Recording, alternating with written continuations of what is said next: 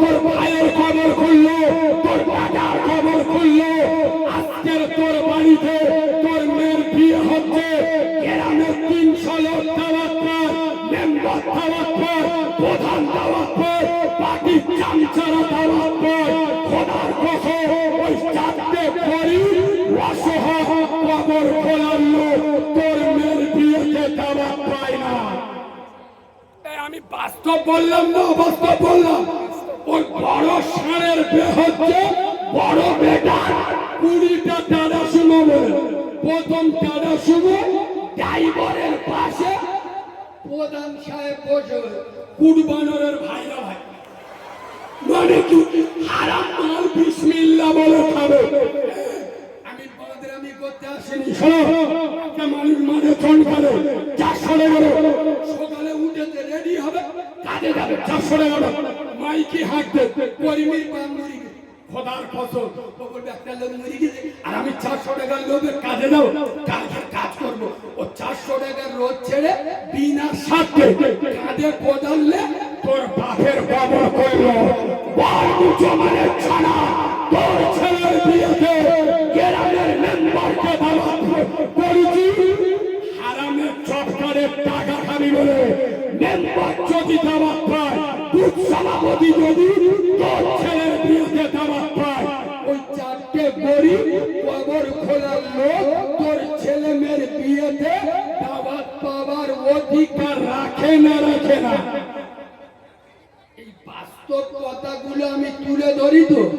এক শ্রেণীর মোনাফেকের বাচ্চা আছে, আমার নাম শুনলি ওদের জলে। কালিমুল্লাহ একটুকুনি ছেলে বড় বড় কথা বলে দাওয়াত করিস কেন? শোন বাদরের বাচ্চা, আমার ভাষা যদি ভালো না লাগে, বাংলার একমাত্র বক্তা নবীর মেম্বারে বসে বলে যাচ্ছি, আমার পছন্দ না হয় আমাকে দাওয়াত দিবি না। নবীর মেম্বারে বসাবি, কারোর বাপকে ছেড়ে কথা বলবো না। হিজড়েকে হিজড়ে বলবো, বৌমা বলবো না। বেনামাজিকে জাহান্নামী বলবো, আল্লাহর ওলি বলবো না। যারা বাম্মার ভাত দেয় না হারামখোর বলবো, আল্লাহর পীর বলবো না। 65 বছর বয়স, এখনো দাড়ি চেঁচে, মুখটা পোল্ট্রি মুরগির পোড়ের মতো। হ্যাঁ না কথা বলে না। 50 বছর বয়স, এখনো দাড়ি না রেখে আই বুড়ো কার্তিক সেজে ঘুরছে। এদের আবার আমি হক কথা বললি সেন্টিমেন্ট ফেলাবে। সত্যি কথা বলবো বলবো, প্রথমে একটা টিটি নাচ দেবো, শোনে খালি আমার সাথে কথা বলতে। আচ্ছা, আগের থেকে এখন মসজিদের সংখ্যা বেড়েছে না কমেছে? আচ্ছা, আগের থেকে এখন মাদ্রাসা মক্তবের সংখ্যা বেড়েছে না কমেছে? বেড়েছে। আচ্ছা, আগের থেকে এখন টুপিওয়ালার সংখ্যা বেড়েছে না কমেছে? বেড়েছে। আচ্ছা, আগের থেকে এখন মৌলবীর সংখ্যা বেড়েছে না কমেছে? বেড়েছে। আগের থেকে এখন জলসা মাহফিল বেড়েছে না কমেছে? বেড়েছে। আচ্ছা, আগের থেকে এখন তাবলীগ জামাতের কাজ আরো বেড়েছে না কমেছে? বেড়েছে। কোথায় ঘামাতি শুনুন, এসব ভাষা বলতে গেলি না 36 ইঞ্চি সিনা লাগে। আগের থেকে এখন মসজিদের সংখ্যা বেড়েছে, মাদ্রাসা বেড়েছে, মসজিদ বেড়েছে, জলসা মাহফিল বেড়েছে, টুপিওয়ালার সংখ্যা বেড়েছে, মৌলবীর সংখ্যা বেড়েছে, তাবলীগের কাজ বেড়েছে। ইনশাআল্লাহ সুদ খোর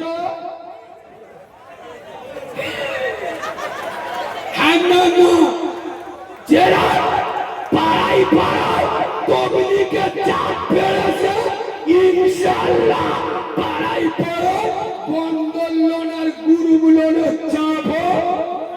এই জোরে বলুন। আপনারা যদি বলে মসজিদ মাদ্রাসার উন্নতি হয়েছে, তাহলে আমিও বলবো কলকাতা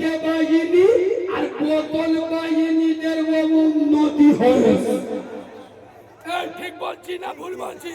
জলসা মাহফিল বেড়েছে, হারামখোর বেড়েছে, টুপিওয়ালা বেড়েছে, লোকের পদে কাঁটলা বাঁশ দেওয়ার লোকও বেড়েছে। এই ঠিক বলছি না ভুল বলছি? বাস্তব কথা, সমাজের হক কথা বলছি। যদি শোনার ক্ষমতা থাকে বসে শোনো, আর যদি না ভাল লাগে উঠে চলে যাও।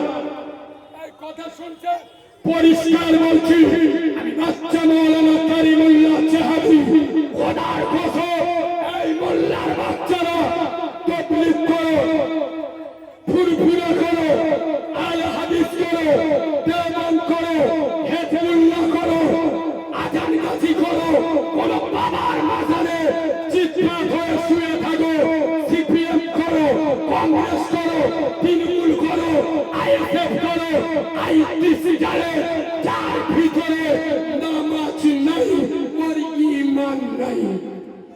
আপনারা কি বলছেন বলো? যার ভিতরে নামাজ নাই ওর ঈমান নাই। নবী বলে যাচ্ছে মান তারাকা সালাতা ফাকাদ হাদামাত দ্বীন, যারা আমার নামাজ ছেড়ে দেবে ওরা আমার দ্বীনটা ধ্বংস করে দেবে। শুভেন্দু অধিকারী দইতে লাভ আছে, কথা বলে না। এই নামাজ পড়া ফরজ কার জন্য? আমার জন্য না দিলীপ ঘোষের জন্য? কথা বলে না। তাই নামাজ পড়ছে না কে? আমি। দিন ধ্বংস করছে কে? আমি। আরে হ্যাঁ না না, দিলীপ ঘোষের দইতে লাভ আছে। আরে আমরা সেই জাতি ফেরাউনের মতো বেঈমানকে ভয় পাই না। আমরা সেই জাতি নমরুদকে যুদ্ধবেলা করেছি। আমরা সেই জাতি আবু জেহেলের মতো দাদাকে দাদা বানিয়েছি। খোদার কসম, জয়নগর এলাকার যুব সমাজ, আমি যুবকদের বক্তা, বিভিন্ন জেলা থেকে যেসব যুবকরা ছুটে আসছে, এই যুব সমাজ তোদের দুটো পা দে, আমি তোদের পায়ে ধরে বলে যাচ্ছি, খোদার কসম, তোদের হাতে মোবাইল মানাই না, তোদের হাতে আল্লাহর কোরআন মানো, তোদের হাতে ফ্রি ফায়ার আর পাবজি মানাই না রে, তোদের হাতে আল্লাহর তাসবিহ টানা আর রাসূলুল্লাহ সুন্নতি মেসওয়াক মানো। এই যুব সমাজ যেদিন থেকে ঠাকিরমুখ এলাকা, জয়নগর এলাকা যুব সমাজ মাথায় টুপি নেবে, মুখে দাড়ি রাখবে, 5 ওয়াক্ত আজানে মসজিদে চলে যাবে, মসজিদ দিয়ে ভরিয়ে যাবে। খোদার কসম, কোন কাউরার বাচ্চা, খ্রিস্টানের বাচ্চা, বাদরের বাচ্চা, কোন রাজনৈতিক হারামখোর নেতা মুসলমানদের উপরে জুলুম করবে না, অত্যাচার করবে না, গরিবের হক মেরে খাবে না। তারা এক পক্ষে জেনে যাবে এলাকার যুব সমাজ, এলাকার যুব সমাজ এক আল্লাহ ছাড়া কারোর কাছে মাথা নত করে।